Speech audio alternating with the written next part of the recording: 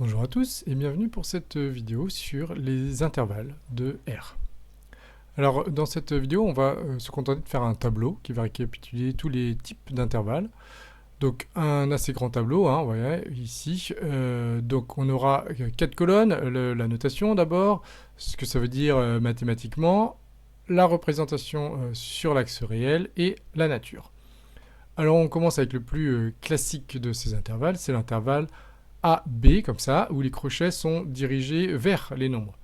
C'est l'ensemble des x qui sont en fait compris entre A et B. Donc tous les nombres de l'intervalle AB, ce sont les nombres qui sont entre A et B.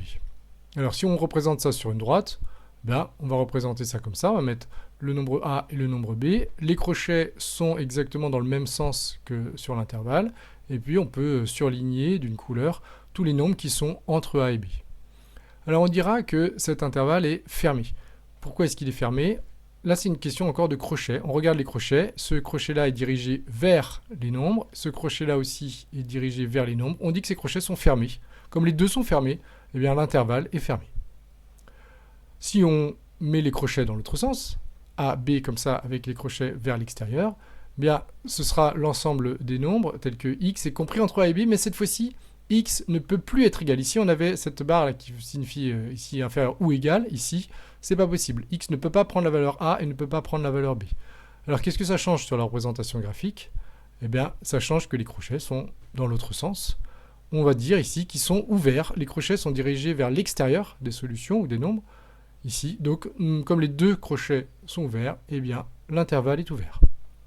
Alors, on continue avec un autre type d'intervalle, qui est l'intervalle A plus l'infini. Donc ce signe plus l'infini qui est un 8 couché que vous connaissez déjà.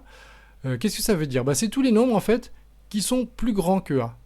Donc ici, x est plus grand que A, ou A est plus petit que x, c'est la même chose. Et sur une droite, eh bien, ça va se symboliser comme ça. Le crochet est toujours le même, en A. Et par contre, à droite, on ne met pas de crochet. Le fait que ce soit écrit plus infini, ça veut dire que ça s'arrête jamais. Tous les nombres qui sont plus grands que A. Alors, pour savoir s'il est ouvert ou fermé, ici, on ne va jamais s'intéresser à plus l'infini ou moins l'infini, comme on verra ailleurs. Quand il n'y a qu'un seul nombre, on s'intéresse à ce nombre-là, ici, le crochet ici, il est ouvert, donc l'intervalle est ouvert. On continue avec l'intervalle moins l'infini b. Cette fois-ci, c'est tous les nombres qui sont plus petits que b. X inférieur ou égal. Pourquoi ou égal? Parce que ici, regardez mon crochet, il est dirigé vers les nombres. Donc ici, on va mettre inférieur ou égal, c'est-à-dire qu'on autorise x à prendre la valeur b. Sur la droite, eh bien, ce sera tous les nombres qui sont plus petits que b. Mon crochet, le seul crochet qui est représenté, est fermé, puisqu'il est dirigé vers les nombres, donc l'intervalle est fermé. Voilà, et il arrivera enfin qu'on ait un intervalle comme ça. Ici, le crochet, il est ouvert en A et il est fermé en B. Donc ça veut dire que x ne peut pas être égal à A, par contre il peut être égal à B.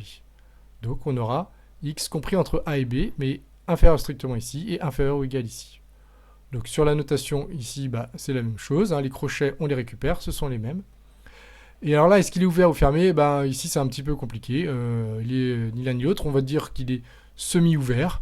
On peut dire qu'il est ouvert en A et fermé en B, etc. Bon, c'est pas la dernière colonne, la nature, c'est pas la colonne la plus importante.